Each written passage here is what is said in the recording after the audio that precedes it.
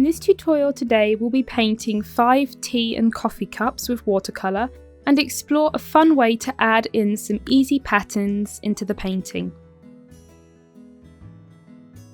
The supplies you'll need are the Viviva colour sheets, watercolour paper, a sketching pencil, brushes, water, a waterproof fine liner and some white drawing ink.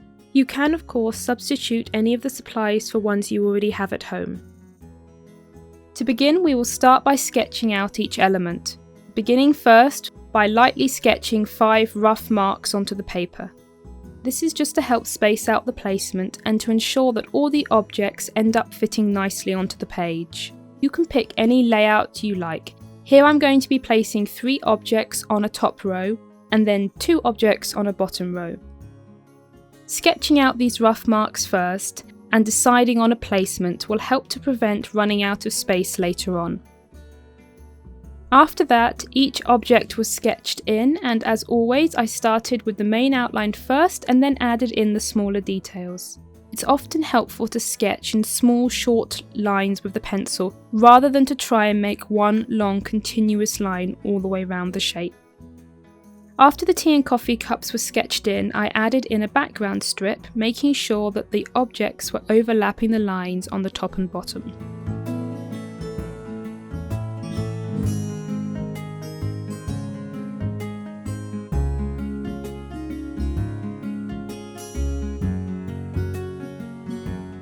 After sketching, it's time to outline everything with a waterproof fine liner. If you don't have a waterproof pen, you can always outline the drawings after the painting.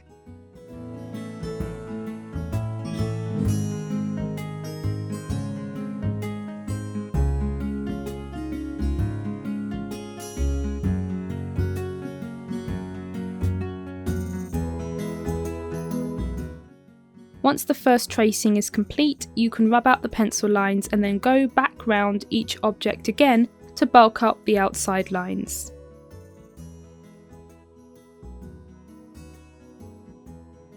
For the painting step, I'm starting with the background panel. It's normally best to start with the background if you have one, and paint that first before moving on to the foreground elements. I began by mixing up a yellow-green colour on my palette, using some clean water and a tiny bit of pigment. These watercolours are highly pigmented, so you only need a very tiny bit of paint. A little goes a long way. I began with a very light wash of colour, making sure to cover the entire background panel with water, and then whilst it was still wet, I added in more paint and spread that around. If you're having trouble creating a smooth background, then adding a clean layer of water first can help the paint to spread smoothly, but the paint will end up moving a little bit as it dries.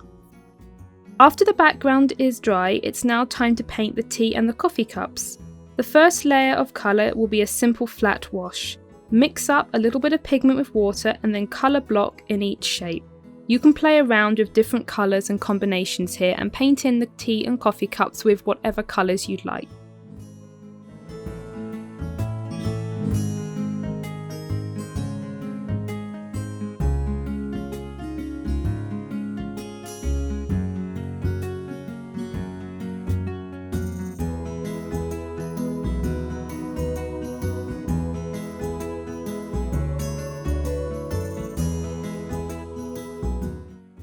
Once that layer is dry, now comes the pattern step. This is an alternative to shading and something fun to experiment with, especially when you have larger plain shapes. I'm starting by drawing little lines and dots into each of the cups, varying the placements and colours as I go. If you are unsure where to start with the pattern, then simply follow the outlines of the shape and add little dots or lines next to the main outline. Once you have done that, you can decide whether or not to add more, or to move on to the next shape. I tend to jump around quite a bit, adding lines and dots, moving on and then coming back to each shape and filling it up afterwards. You can create quite a bit of variation with simple lines by placing one row horizontal and the next vertical. With the dots, you can scatter them across a shape, line them up, or mix them in with the lines. There are lots of ways to play around with these simple patterns. The next step is to add some splatters. This is of course completely optional. but it is a nice addition, and it's also useful if you've accidentally splattered a few drops of paint onto your painting. By adding in some more splatters all across the page, it will look as if those accidental splatters were made purposefully. Finally, the last step is to add in some highlights and outlines with the white ink. You could also use acrylic paint or gouache. Tracing round each object with a white outline will help it to pop out from the background, and I also added in a few soft highlights into the elements as well. And there you have a page of colourful tea and coffee cups. Thanks for watching and happy painting!